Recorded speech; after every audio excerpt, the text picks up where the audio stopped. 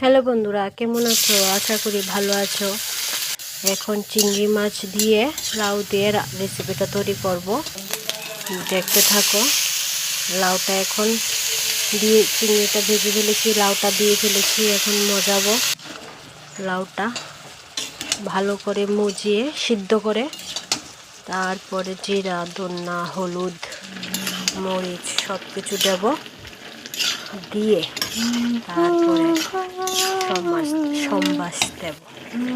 দেখো, জিরে, হলুদ, ধনিয়া সব কিছু দিচ্ছি, দিয়ে তারপরে সম্বাসটা দেবো। তারপরে হালকা করে, এখন তো শীতের দিন, হালকা করে ধনিয়া পাতা দেবো। খেতে খুব খুব স্বাদ। প্লিজ খেয়ে দেখো।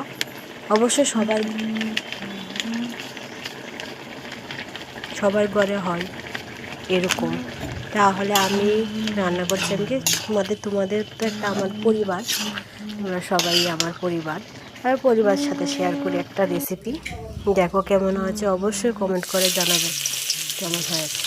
আর কিছু ভুল হলে আমাকে বলবে, আমি এটা ঠিক করে নেব। এটা কি